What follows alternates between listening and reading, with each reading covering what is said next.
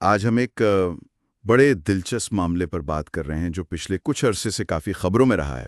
میرا مطلب ہے اداکارہ سڈنی سوینی کا امریکن ایگل جینز والا اشتہار۔ جی ہاں، اور پھر اس پر جو تنازع کھڑا ہوا۔ بالکل، اور پھر سابق صدر ڈونلڈ ٹرمپ کی اس میں انٹری، یہ تو بالکل ہی غیر متوقع تھا۔ صحیح کہا۔ اور دیکھیں ہمارے پاس اس حوالے سے کافی مواد بھی ہے، مطلب مختلف ذرائع سے، جیسے Hollywood reporter, Inside Edition, B C, یہاں تک کہ کچھ یوٹیوب چینلز کے تجزیے بھی ہیں، تو معلومات کافی ہیں۔ اچھا، تو مقصد یہ ہے کہ ذرا گہرائی میں جا کر سمجھیں کہ بھئی یہ سارا معاملہ تھا کیا؟ ایک جینز کا اشتہار اتنا بڑا مسئلہ کیسے بن گیا؟ اور ٹرمپ کیوں اس میں شامل ہوئے؟ ہاں، اور اس سب کے یوں سمجھیں وسیع معنی کیا ہیں؟ چلیں اشتہار سے شروع کرتے ہیں۔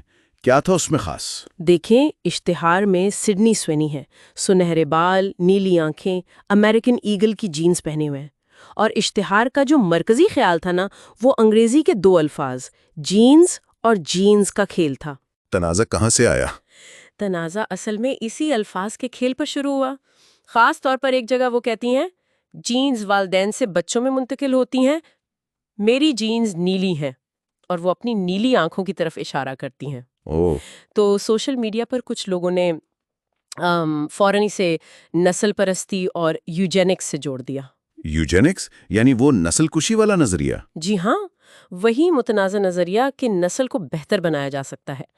ان کا کہنا تھا کہ یہ اچھے جینز والا آئیڈیا خطرناک ہے۔ باپ رے، یہ تو بہت سنجیدہ الزام ہو گیا، لیکن کیا سبھی ایسا سوچ رہے تھے؟ نہیں، بالکل نہیں۔ بہت سے لوگوں کا خیال تھا کہ بھئی یہ تو حد ہو گئی، یہ محض ایک اشتہاری چال ہے، اور اس تنقید میں بہت مبالغہ ہے۔ ہر چیز میں اتنا گہرا مطلب کیوں نکالنا؟ صحیح، مگر بات یہاں رکی نہیں غالباً۔ نہیں رکی، کیونکہ میں نے سنا کہ پھر سڈنی سوینی کی سیاسی وابستگی کی بات بھی بیچ میں آ گئی۔ جی ہاں بالکل۔ اسی دوران یہ خبریں گردش کرنے لگیں کہ سڈنی سوینی جون 2024 سے فلوریڈا میں بطور ریپبلکن ووٹر رجسٹرڈ ہیں، اور پھر لوگوں کو 2022 والا واقعہ بھی یاد آ گیا۔ ہاں، وہ ان کی والدہ کی سالگرہ پارٹی والا۔ جی، جس کی تصاویر پر تنقید ہوئی تھی کیونکہ کچھ مہمانوں نے وہ میگا جیسی ٹوپیاں پہنی تھیں۔ لیکن جہاں تک مجھے یاد ہے، سوینی نے خود تو ان باتوں پر کوئی تبصرہ نہیں کیا، نہ اشتہار پر، نہ اپنی رجسٹریشن پر۔ بالکل نہیں، وہ مکمل طور پر خاموش رہی ہیں، اور یہ بھی ایک دلچسپ پہلو ہے، ان کی خاموشی۔ صحیح کہا۔ اور اسی دوران سابق صدر ٹرمپ میدان میں آ گئے۔ جی، یہ سب سے حیران کن موڑ تھا۔ کیا کہا انہوں نے؟ پہلے تو جب رپورٹرز نے پوچھا تو مذاق میں ٹال دیا، کہا اچھا، اب مجھے اس کا اشتہار پسند آیا، اگر وہ ریپبلکن ہے تو اشتہار شاندار ہے۔ ہاں، مخصوص ٹرمپ انداز۔ جی، لیکن پھر انہوں نے اپنے social media platform Truth Social پر ایک تفصیلی پوسٹ کی۔ اچھا، اس پوسٹ میں کیا خاص تھا؟ اس میں انہوں نے سوینی کے اشتہار کو ہاٹسٹ ایڈ آؤٹ دیر کہا، بولے جینز تو ہاتھوں ہاتھ بک رہی ہیں، اور سوینی کی کافی حوصلہ افزائی کی۔ لیکن بات صرف اتنی نہیں تھی، ہے نا؟ نہیں، بالکل نہیں۔ انہوں نے اسے اپنی وسیع تر سیاسی مہم سے جوڑ دیا۔ انہوں نے ان کمپنیوں پر تنقید کی جنہیں وہ ووک کہتے ہیں، یعنی سماجی انصاف پر زیادہ زور دینے والی کمپنیاں۔ ٹرمپ تو یہ لفظ تنقیدی معنوں میں استعمال کرتے ہیں۔ جی بالکل۔ انہوں نے جیگوار اور بڈ لائٹ کا نام لیا، یہاں تک کہ ٹیلر سوئفٹ کو بھی نہیں بخشا، ان پر بھی تنقید کی۔ اوہو، تو مطلب انہوں نے سوینی کی حمایت کو ایک بڑے سیاسی بیانیے کا حصہ بنا دیا۔ بالکل۔ پوسٹ کے آخر میں انہوں نے لکھا کہ ووک ہونا ہارنے والوں کا کام ہے، ریپبلکن ہونا وہ ہے جو آپ بننا چاہتے ہیں۔ یہ صاف صاف ان کی ثقافتی جنگ والی حکمت عملی تھی۔ اس سب پر امریکن ایگل یعنی جس کمپنی کا اشتہار تھا، ان کا کیا کہنا تھا؟ کمپنی نے بہت محتاط رویہ اپنایا۔ انہوں نے بس ایک بیان دیا کہ اشتہار ہمیشہ سے جینز کے بارے میں تھا، اور اپنا نعرہ دہرایا، ہر جینز ہر سٹوری۔